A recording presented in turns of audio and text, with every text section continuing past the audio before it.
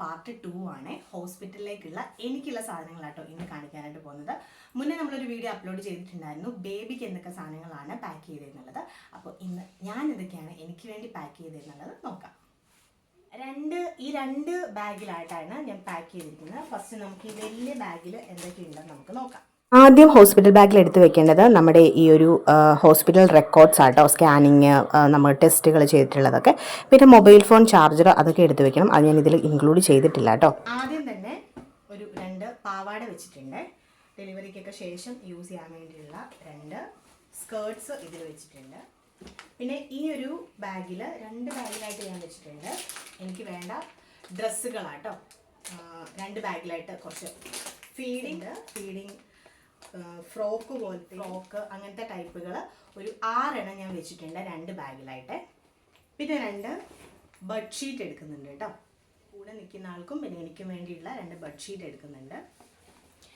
ഇത് വന്നിട്ട് ഒരു ബ്രസ്റ്റ് പമ്പാണ്. ഇത് യൂസ്ഫുൾ ആവോ ഇല്ലയോ എന്ന് എനിക്ക് ആദ്യത്തെ ഡെലിവറിക്ക് യൂസ്ഫുൾ ആയിട്ടുണ്ടായിരുന്നു. അപ്പോൾ രണ്ടാമത്തെ ഡെലിവറിക്ക് യൂസ്ഫുൾ ആവോ ഇല്ലയോ എന്ന് എനിക്ക് അറിയില്ല. എങ്കിലും ഞാൻ ജസ്റ്റ് കയ്യിൽ കരുതിയിട്ടുണ്ട്. എൻ്റെ ഫസ്റ്റ് ബേബീസ് പ്രീമച്വർ ബേബീസ് ആയതുകൊണ്ട് ഞാൻ ഇത് വാങ്ങിച്ച് കയ്യിലുള്ളതുകൊണ്ട് കരുതി വെച്ചിരിക്കും. ഞാൻ ബേബിക്ക് തയ്യാറാക്കിയ പോലെ തന്നെ എനിക്കും എല്ലാം ഇതുപോലെ ഒരു ബോക്സിൽ ഓർഗനൈസ് ചെയ്ത് വെച്ചിട്ടുണ്ട്. അതുപോലെ തന്നെ നമ്മൾ എഴുതിയും വെച്ചിട്ടുണ്ട്. അപ്പോൾ കൺഫ്യൂഷൻ ആവത്തില്ല കേട്ടോ.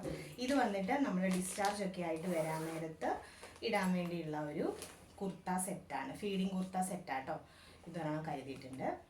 ഇത് കോംബോ ഓഫറിലും ഇത് സെപ്പറേറ്റ് ആയിട്ട് വാങ്ങിച്ചിട്ടുള്ള നാപ്കിൻസ് ആണ്. അപ്പോൾ ഇതൊരു 3 എണ്ണം എടുത്തിട്ടുണ്ട്. അല്ലാതെ എനിക്ക് കുറച്ച് ക്ലോത്ത്സ് എടുത്തിട്ടുണ്ട്. ഒരു ബാഗിൽ എനിക്കുള്ള ഇന്നേഴ്സ് ആട്ടോ, പാൻറ്റീസും ബ്രാസും അങ്ങനത്തെ കുറച്ച് ഫീഡിങ് ബ്രാസും കുറച്ച് പാൻറ്റീസും ആണ് ഇതിൽ കരുതിയിട്ടുള്ളത്. ബോക്സിൽ കരുതിയിട്ടുള്ളത് തോർത്തുണ്ട്. പിന്നെ കുറച്ച് പാൻസ് ഞാൻ എടുത്തിട്ടുണ്ട്. എഗെയിൻ ഞാനൊരു സ്കേർട്ടും എടുത്തിട്ടുണ്ട് കേട്ടോ. അപ്പോൾ ഇതിങ്ങനെ നമ്മൾ സെറ്റാക്കി. പിന്നെ ഇത് വന്നിട്ട് ഹെയർ ടവലാണ്. ഹെയർ വാഷിന് ശേഷം യൂസ് ചെയ്യാൻ വേണ്ടി ജസ്റ്റ് ഞാൻ കയ്യിൽ കരുതിയിട്ടേ ഉള്ളൂ. ആ ടൈമിൽ യൂസ് ചെയ്യാൻ പറ്റുവാണെങ്കിൽ ഇത് യൂസ് ചെയ്യാമെന്ന് വെച്ചിട്ട് അപ്പം 2 ഹെയർ ടവൽസും എടുത്തു. ഈ ഒരു സൈഡിൽ കുറച്ച് ടിഷ്യൂസ് എടുത്തിട്ടുണ്ട്.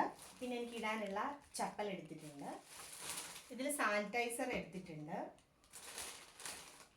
പേസ്റ്റ്, പിന്നെ കോമ്പ്,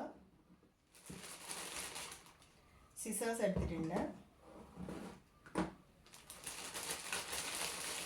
ബ്രഷ് എടുത്തിട്ടുണ്ട്, വാഷിംഗ് സോപ്പും പിന്നെ ഒരു പിയേഴ്സിൻ്റെ ബാത്തിങ് സോപ്പും എടുത്തിട്ടുണ്ട് കേട്ടോ.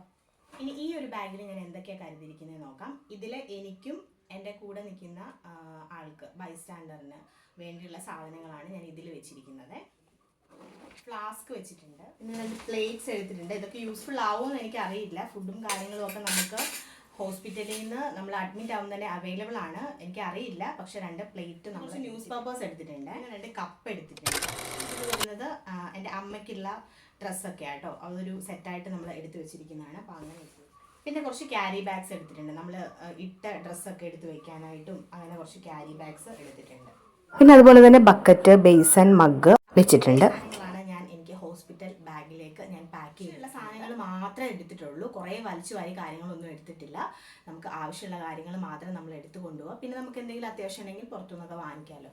അപ്പോൾ നിങ്ങൾക്ക് ഈ ഒരു വീഡിയോ ഇഷ്ടപ്പെട്ടിട്ടുണ്ടെങ്കിൽ ലൈക്ക് ചെയ്യുക, ഷെയർ ചെയ്യുക, സബ്സ്ക്രൈബ് ചെയ്യുക. നിങ്ങളുടെ അഭിപ്രായങ്ങൾ കമൻറ്റ് ചെയ്യുക.